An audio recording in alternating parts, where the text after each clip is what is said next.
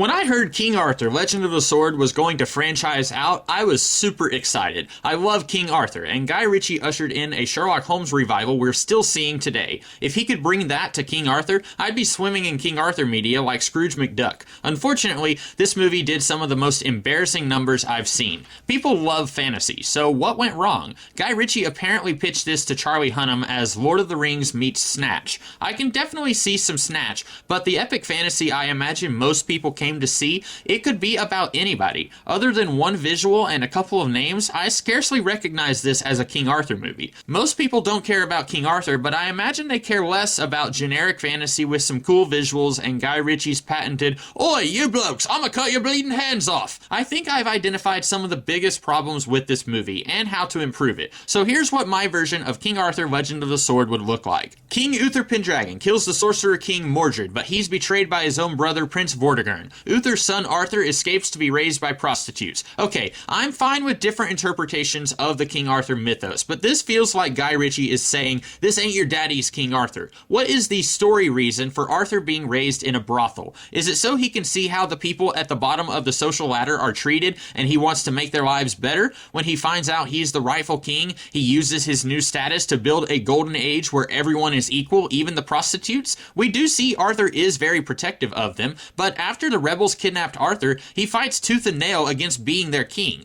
It's almost like putting our hero in a place looked down on by society had no bearing on his growth throughout the movie. If you're gonna do the hero thought he was mundane but later found out he was extraordinary thing, it's a good idea to show where he starts before he gets that knowledge. Intimately show us the circumstances he's in, so we can see what's at stake when he moves forward into the unknown. Clark Kent, Harry Potter, Jon Snow, we have a clear understanding of the ordinary world they come from. All I know about this guy, he's a street fighter, he steals from people, and keeps the money in a box in the wall. I don't say this as a fan of the traditional King Arthur narrative, but we should have gotten to know Arthur's foster family. Arthur is found by Sir Ector, a retired knight who once worked for Uther. He recognizes the young prince and takes him in. In raising him, he instills the ethos Arthur will later use as monarch. Arthur confronts a friend of Vortigern who mistreated a prostitute, getting Arthur in trouble with the king's men. Around this time, Uther's sword Excalibur shows up trapped in a stone. There's no explanation for this other than it's inevitable. That's not good enough. We will change these octopus ladies to the Lady of the Lake, a high priestess of Avalon. Avalon is this island where magic users study weird sex stuff.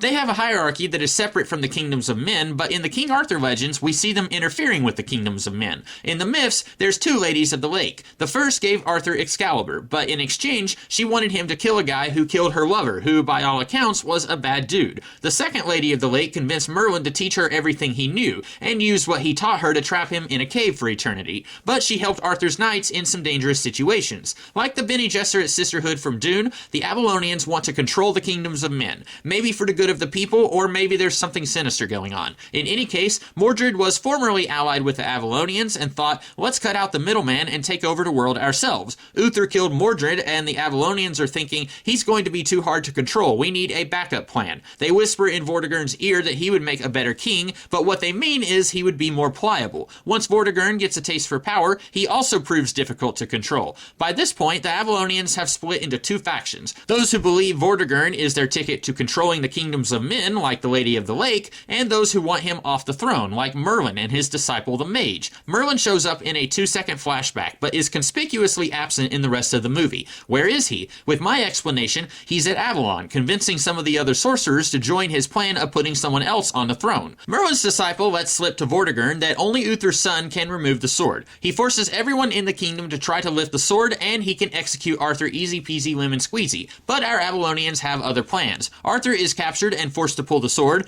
Vortigern is going to execute him, but Arthur is rescued by rebels working with the mysterious mage. It seems clear to me these rebels aren't interested in putting Arthur on the throne. They're only interested in using and abusing him as a figurehead who can topple Vortigern. They don't care about the rightful king because nobody in this entire movie follows Arthur's commands. It's not good to blindly follow orders, but if you're not going to follow any orders, what's the point of putting a new king on the throne? Why not fight for anarchy? You've got Goose Fat Bill who shoots that one guy when Arthur explicitly tells him not to, which gets Backlack killed and Rubio captured. And Rubio betrays the group, which gets several others killed. Then you've got the Fight Club. None of them will go to safety when Arthur commands them to, forcing Arthur to do some weird magic sword nonsense, which gives me the impression some some of these people who witness this only follow Arthur because of his magic sword and not because of his ideals or qualities as a leader. The Resistance not being on the same page as Arthur isn't a bad idea. Nothing wrong with straightforward good versus evil stories, but a little complexity can make things interesting.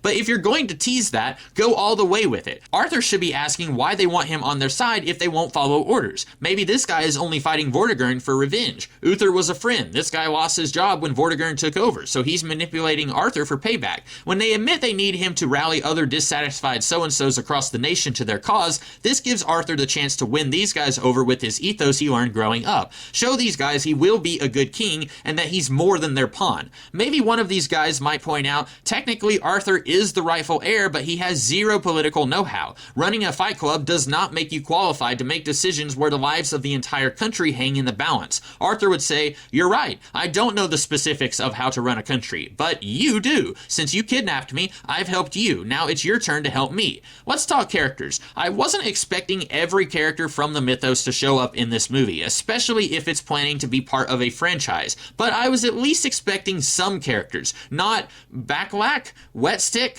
Kung Fu George? No. So Backlack is instead going to be Kay, Arthur's foster brother. Losing a friend is hard, but losing a brother is harder. Instead of this guy being Tristan, we will say Goosefat Bill is. Tristan had a bow that never missed its mark, called Fail Not, and since Goosefat is the best archer in the movie, this works. Instead of Bedivere being Bedivere, he will be Ulfias. In many versions of the story, Ulfias was Uther's friend and helped him get his wife Igraine. Since this guy was one of Uther's allies before Vortigern took over, it makes sense for him to be Ulfias, and Wetstick can be Bedivere. Arthur's taken to Ulfias, they don't get along, the mage tells Ulfias to take Arthur to the Darklands. This is where Arthur found out Vortigern killed his father, but the way the movie is structured, the audience has known that since like the second scene of the movie. Instead, Arthur puts two and two together that Vortigern killed his father as soon as he finds out he's the rightful king. This trip to the Darklands is to train Arthur to be the king that his people need him to be. Once Ulfias and Arthur start to get along, one of them will bring up how Arthur might be picking up on what they're doing. He might have some good ideas on how they can take the fight to Vortigern, but he's still green, and many of their number are still hesitant to follow him.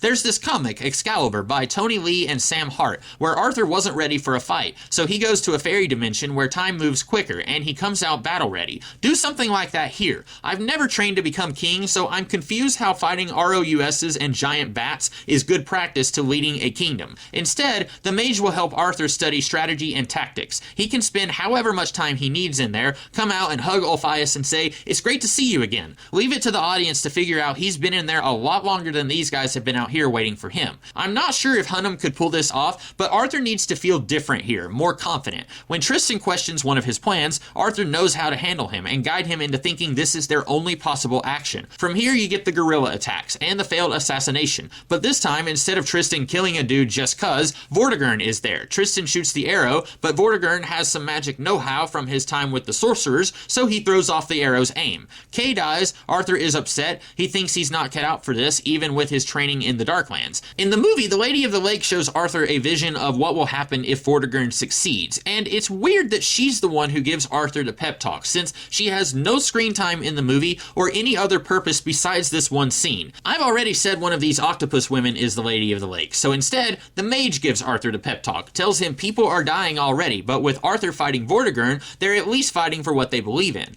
Vortigern kidnapped Kay's son, so Arthur goes to trade his life for his nephew's. The CGI magic stuff in this movie almost never looks good, and in a fantasy movie, that's a big problem. The giant snake, Vortigern turned into a big skull face, these look fake and awful. With the budget this movie had, there's no excuse for looking this bad. Since Vortigern turning into a big scary video game boss is one of the worst looking effects in the movie, we're not going to do that. When Arthur goes to save the kid, we get a regular sword fight with him and Vortigern in human form. Maybe Vortigern did get a power boost from the Lady of the Lake, and to show that, his eyes can glow. We don't need a CGI monstrosity to communicate that. After Arthur found out Vortigern killed his parents, we want the catharsis of seeing Jude Law pay for his crimes, not some grotesque monster, even if it looked good, which it didn't. But because this is a fantasy movie, you want to see more magic than glowing eyes, so the mage will fight the Lady of the Lake on the astral plane. Get weird with it, like a cross between Alice in Wonderland and Doctor Strange tripping interesting and camartage. Bright and colorful is much more interesting to me than dull and muted, which is all over the place in the worst looking scenes in this movie. If the mage is melting an octopus's brain, it's not supposed to look real, so it's okay if it looks over CGI'd. But a giant snake, even though our human brains know it's not real, we know in the story it is supposed to be real. But when it doesn't look real, we notice. When Arthur has a real fight with Vortigern, the mage has a brain-bending astral duel with this beastie.